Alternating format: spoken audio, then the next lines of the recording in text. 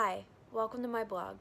During this mini video series, I will share information about the ways in which gender impacts society, share some personal stories, and teach some very important concepts about the world of gender. Gender plays a large role in our lives every day, but we often don't even notice when it is shaping our lives. These videos will showcase some of the ways in which this is done. That's all for now. See you in the next video.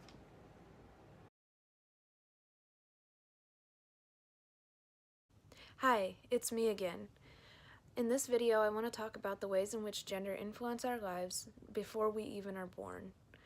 We are assigned a gender at birth, and people automatically make assumptions based on what that gender is. This is a socially constructed idea, meaning that it was brought to life by humans who are creating shared meanings and realities. We give gender meaning. If this is the case, why is there so much value put in the gender that we are?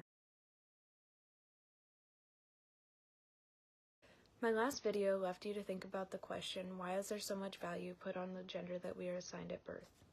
This is a common question and one that is not easy to answer. One reason for why we may do this is due to the ideas surrounding doing gender. Doing gender describes the ways in which we actively obey and break gender rules. Through this theory, we can see why so many people would choose to value the ideas of gender. If they choose not to, they may be seen as breaking gender rules and may become an outcast. What do you see when you look at me? A female, white, young? These attributes show that there's not just one, but many ways in which a person may be viewed by others. When someone looks at me, they do not only see my gender or my race, rather they see all of the details that make up who I am. This ties into the ideas of intersectionality, the notion that subjectivity is constituted by mutually reinforcing vectors of race, gender, class, and sexuality. When we talk about gender, we are also talking about many other identities as well, and this is an important concept to keep in mind.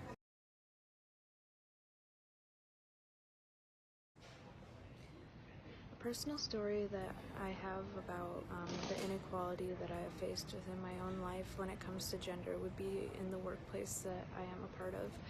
I work in an airport where I do a job that is primarily made up of men, and I have faced a lot of sexism and discrimination based on the fact that I am not a man also working in this position.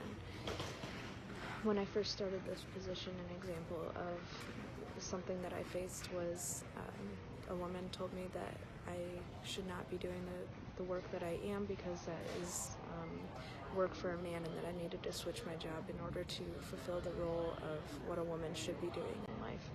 And this really stood out to me as a way in which women are still being categorized into positions that are seen as fitting for a woman.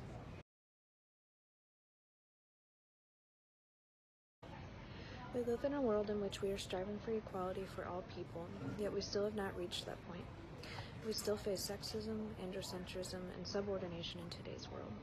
Sexism is prejudice against someone based on their sex. Androcentrism focuses on discrimination based on gender, and subordination is the pattern of putting women in positions that they must depend upon a man.